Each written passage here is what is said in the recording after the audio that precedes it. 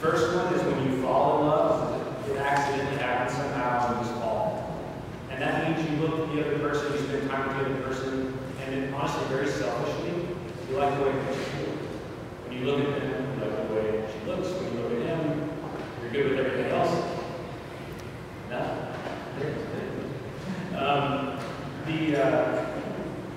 The reality is that's a very self-centered sort of love. I think it lasts about 3 months, 6 stretches. Most of us call it middle school, right? And the reality is, you know deep inside, love has to be more. And the deeper level of love that I think many people may think is the deepest level is when you say, I love that person for who they are. It's not about them, it's not about me anymore, it's about them. I love him for who he is deep inside. I love her for who she is, her soul. And yeah, there's some things that are perfect about everyone, but there's enough good that I want to stay here and be with them. And I feel like the way they make me feel most of the time. But I love them, who they are. And I think that sort of love, if you're strategic, can buy you 5 to 7 years. You're sort of already there. So you got to get to a third stage of love, which may not be as romantic, but it might be in the long run. And I call it the inspired stage of love. When you're with someone long enough that you get to know them, you realize that you are with a human being, and we're sort of a mess. That's our thing as people. None of us, we know we're not perfect, and we say that all the time, but when you live with someone long enough, you really start to learn the areas that aren't perfect. And I know why you're laughing. And the temptation is to see those areas and to think, I love this person, so I need to change them. And there's some truth to that. And in a good relationship, you can help each other change. But there's parts of it that will never change. And real love is when you wake up one morning and you look across the breakfast table and you can't access level 1 at all. You're looking at the person, you just can't make yourself feel those butterflies you felt the first day. And you look deep inside of them and you see the good stuff. But on that particular day, for some reason, the bad stuff is like a neon sign. And then you remember what love really is. It's a choice. It's a choice you make every day. And you look at one another and you say, I love you. I love you in spite sometimes. And when you can both learn to say that, and the best marriages I've ever seen, those old people that still hold hands and love each other, sit on the porch drinking birthday, those sorts of couples, they master. They master seeing faults and loving you. And I think this whole marriage business is about making an effort to say, I love all of it about it. I love all that. And I'm not doing it. And I'm going to say it out loud today in front of a bunch of people. But I'm going to be quiet or say it every day for all days. Makes sense? Greg, will you take this moment to be your wife? To live together in the whole covenant of marriage? Will you love her, comfort her, honor and keep her in sickness and health, and forsaking all others, be faithful only to her, as long as you both show it? So makes her happy. I will. Molly, will you take this man to be your husband, to live together in the whole covenant of marriage? Will you love him, comfort him, honor and keep him in sickness and health, and forsaking all others, be faithful only to her, as long as you both show this? If so, answer.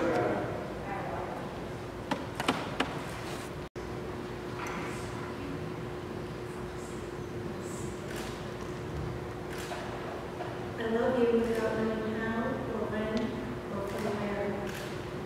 I love you straightforwardly, without complexities or pride. So I love you because I know love is greater than this. Where I does not exist among you. So close that your hand on my chest is my hand. So close that your eyes close as I fall asleep.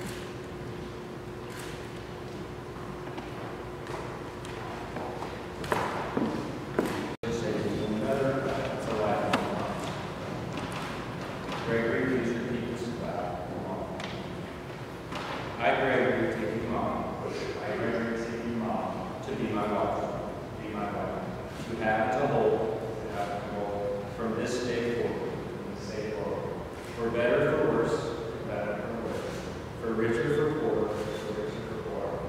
sickness and in health, to love and to cherish,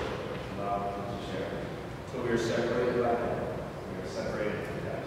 As God is my witness, I give you my promise.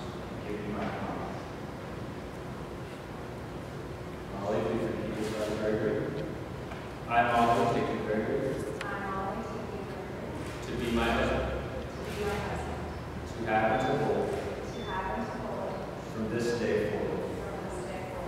For better or worse. For richer or poorer. In sickness and in health.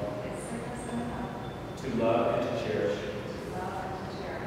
Till we are separated by death. As God is my witness, I give you my promise. The ring.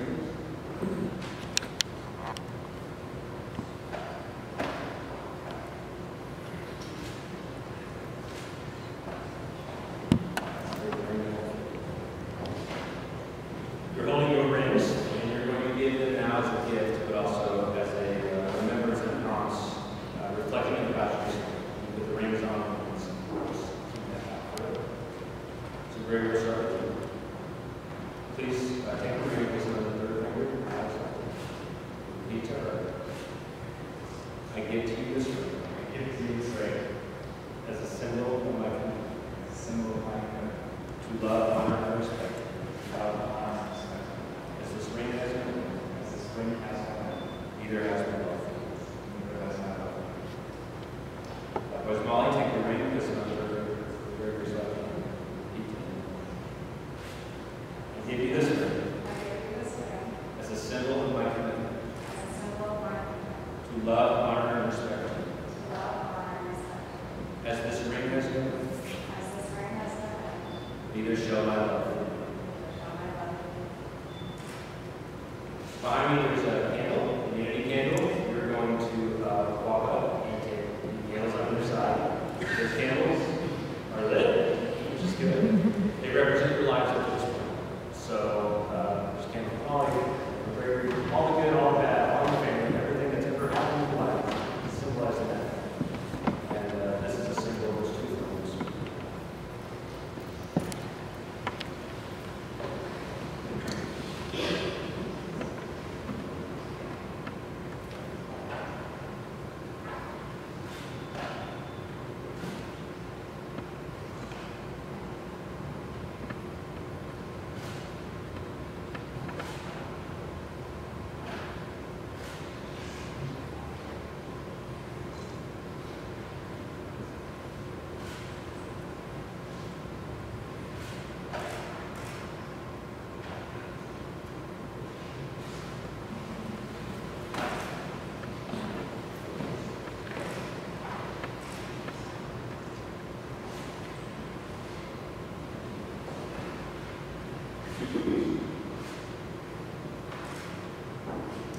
Let's pray. Father God, thank you for this commitment that was made today. Will you give them the strength to love one another in the days when it's easy and the days when it's hard? And for all this in this room, may we also accept the responsibility to hold them accountable to these vows and do all we can to give them a long and marriage together. We pray in Jesus' name. We come here today before God and your family and friends who become husband and wife. Major vows are sealed with rings. Therefore, with the authority of the state of Ohio, it is my pleasure to pronounce you husband and wife. And you may kiss the bride.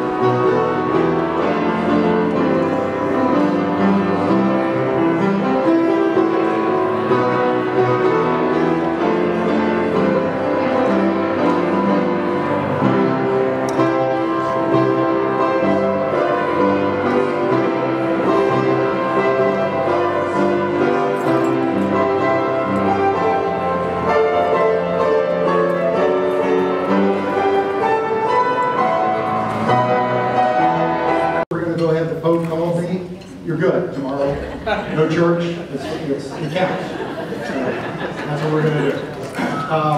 Just want to take a second to thank everyone for being here and tell you a little something about my daughter.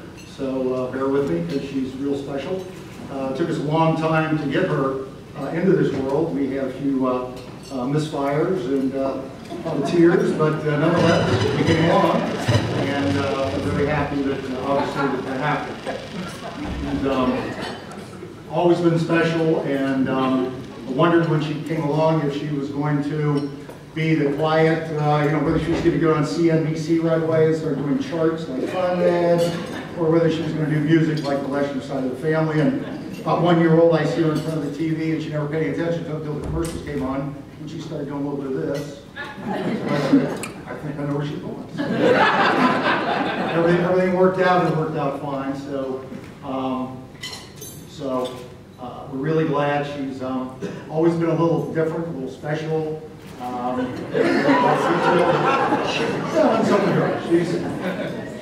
She's my dad. Should say that too. There's people that couldn't be here today. My dad, great guy, wish he could be here, and my brother Mike will have to fill in and take his place. So keep carrying on. Mike's the guy with stains all over his tie and hats and everything. Who knows what he'll do? So the whole family. If you haven't met the family yet, Gloria is somewhere. We got 20 minutes of the stories and a couple of inappropriate, dirty jokes.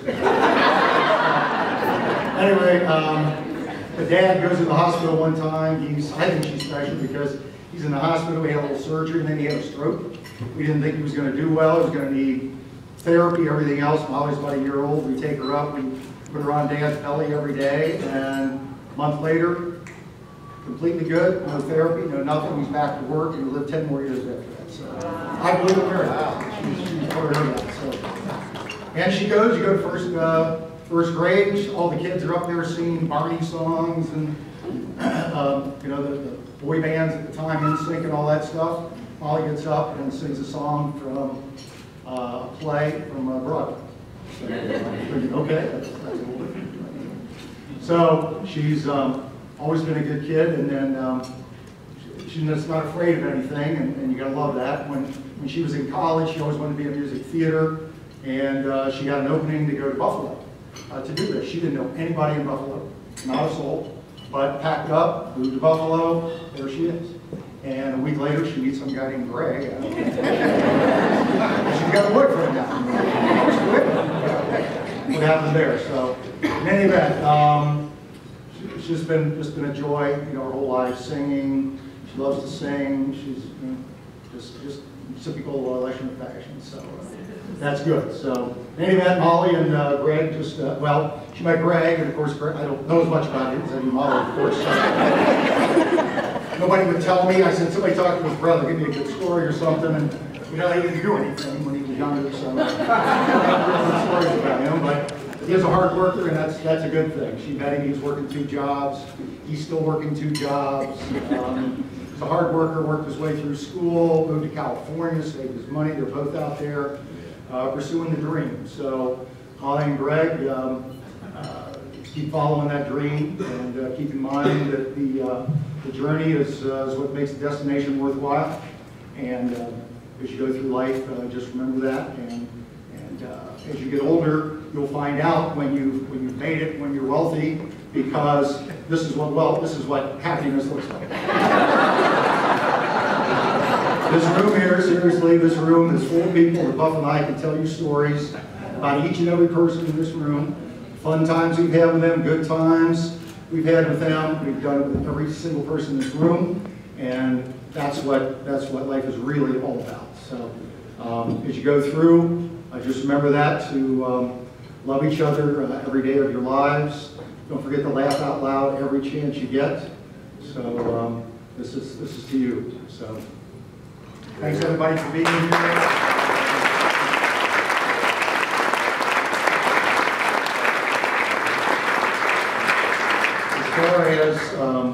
As far as the people who put all this thing together, they deserve a lot of thanks. We'd like to thank the girls, Sarah, Steph, Chrissy, and the guys. I think you got them, Andrew, Brian, and whatever the other guys are. Thanks for all of that. You know, Granny Glow back in the day has told everyone who cares to listen that she hoped when I grew up that I'd have a kid just like me. I took it as a compliment. Maybe she didn't mean it that way. And I did, but it's not wrong. Okay. So, thank you. What Molly's got is a lot better than that. She's got a role model that is the best in the world. Her mother, my wife, spent a lot of time.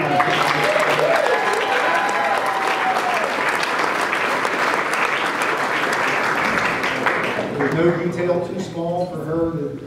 The stuff that they've done, I've got a lot of energy and it wears me out thinking about what they did to put this together. So Molly, you're really lucky to have a role model like your mother. So hope everyone enjoys themselves. Let's get the food and then drink. Let's dance. The boys are good players here. So thank you all for coming and let's have fun tonight. Also, before my remarks, I was getting the cut sign from my wife, so I neglected to recognize the First Black family, everything they've done, Jim and Mary and their entire family in from New York and Dubai and every place else around the world, California. So we want to welcome them to the family, and I hope they know what they're getting into here. But, all right, so without further ado, here's my brother, Michael. Good luck. I would like to make a toast to my beautiful niece, Molly. Molly, my niece. Molly, our cousin. Molly, my wife. Molly, his wife. Good golly, Miss Molly, you really know how to smile. Good golly, Miss Molly, you really know how to smile. And you'll be with Greg now, mile after mile. Look at Molly now, here she comes, smiling like a bride and having fun, with a veil on her head and a garter on her leg, married to a handsome man named Greg. And on their fingers are wedding rings. All this beauty makes us want to sing. Good golly, Miss Molly, you really know how to smile. Good golly, Miss Molly, you really know how to smile. And you'll be with Greg now, mile after mile. And here's what all your cousins and sister-in-laws, brother-in-laws, mother-in-laws, anybody you ever knew that was part of your family would like to say. Okay. To life, l'chaim, l'chaim, l'chaim, to life. Today it's lots of wedding cake, tomorrow a headache. Drink l'chaim to life, to you and your good fortune. Be happy, be healthy, long life.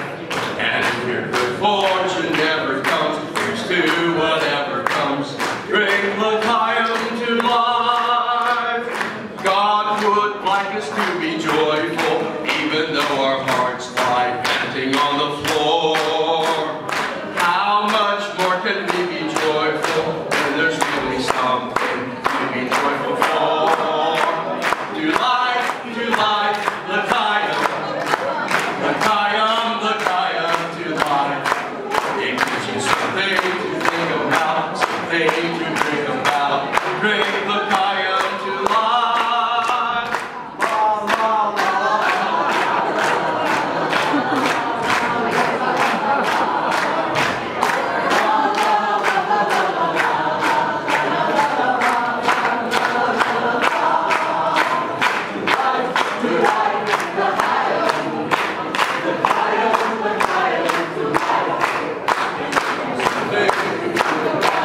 Thank you.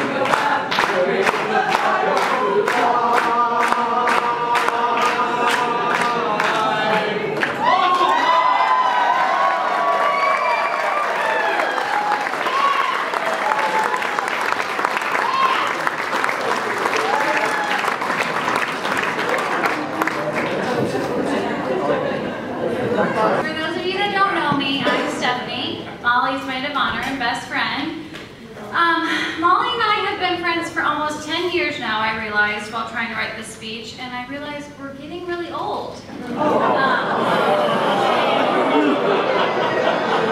don't have to pronounce it to us, but I have to start by saying, Molly, you look absolutely beautiful tonight. Okay, you're not looking. So, Molly and I have been through it all. We have so many good memories, everything from vacations. She took me to New York City for the first time, high school drama, bad haircuts, outfits, I mean, you name it, it's all over Facebook if you want to see it. But, I mean, it's hard for me to pick my favorite story with her, mostly because you guys probably wouldn't think our stories were funny, even though we think we're hilarious. But we've spent, I mean, every hour together in high school, and I say all this just to show you how close we were. Okay, I'm not gonna cry. But in all seriousness, I cannot explain to you how much I value our friendship. Molly is everything a best friend should be, and more. Something I really look up to you is the way you handle stress. I mean, this wedding, it's obviously stressful planning a wedding, and Molly has this way about her. She just lets things roll off her back. You know, when something comes her way, she's not going to get upset about it, and that's just something that she's really helped me with in our whole friendship and everything. But she's the girl I go to when I need advice, even if she doesn't have the right words. The way she says it always makes you feel better. That's just how she is. Okay, so I say all this to say, of course, we're really close. So I was devastated when she tells me one day, I'm moving to Buffalo, New York to pursue my dreams in musical theater. I'm like, okay, I'm excited for you, but who am I going to spend all my time with now? So the first few weeks were rough, of course. I had to go visit the next weekend because, I mean, the week was way too long to be apart. But I think we all realized soon after the reason why Molly was meant to move to Buffalo, New York. I get a text from her one day, and she says, I saw this cute guy on campus. And I'm like, oh, you know, like, tell me all about him. And she's like, his name's Greg. He's going to school for the same kind of thing I am. And I'm like, wait, I thought you said you saw him on campus. And she's like, oh, I stalked his Facebook. I'm like, of course you did. You're my best friend. Why didn't I think of that? But it didn't take long for Molly and Greg to meet, and the rest is history, obviously, because Greg was just as much into Molly as Molly was into Greg's Facebook. But in all seriousness, Molly and Greg have the kind of relationship that I've always looked up to. It takes a strong couple to make it a year and a half across country from each other and come out stronger on the end of it, and that says a lot about you guys. Greg, I've only had the opportunity to meet you a few times, but I can see how happy you make my best friend, and I am so thrilled that she has you. Ever since I've known Molly, she's always told me she was the little girl dreaming of her wedding when she was like 6 or 7. She's always been a girl that wanted that fairy tale love story, and I can safely say that meeting you, Greg, falling in love, moving to California to pursue your dreams, she has her fairy tale. And with that, I'd like to toast the newlyweds and say, may Molly and Gregory live happily ever after. Cheers.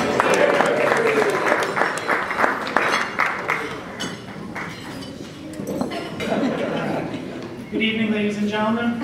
First off, I'd like to thank Buff and Jerry. Fantastic, wonderful evening. Thank you so much for putting on this party.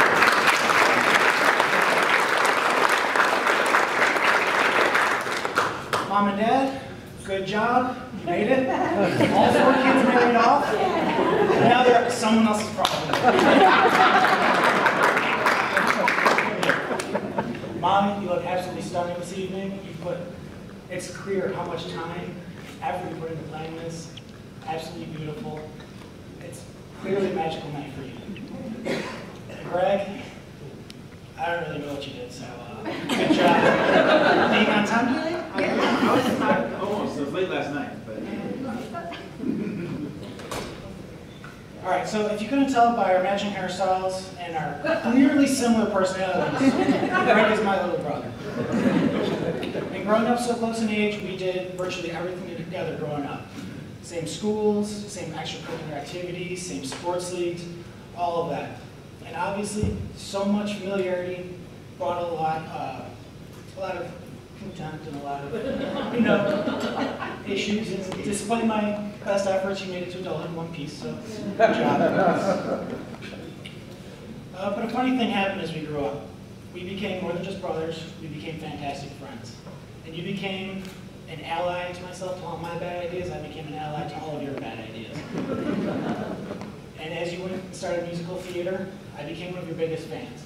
I saw countless shows of yours, saw countless, videos and screenplays and all that kind of stuff.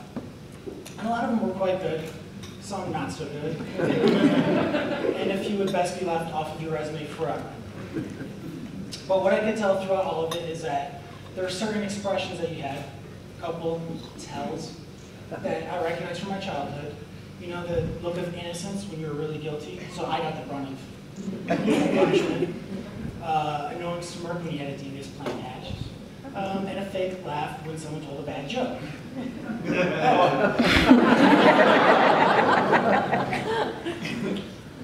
But when you first introduced me to Molly, I saw none of those tells.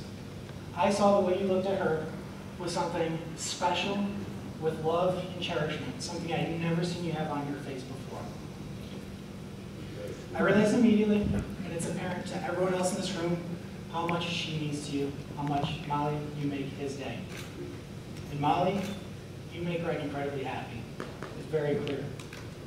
And knowing what a fine young man Greg is and has become, I have no doubt he'll take care of you and treat you with the honor and devotion that you deserve. So, to both of you, congratulations. May your future be truly blessed. Ladies and gentlemen, a toast to the new Mr. and Mrs. Brisbane.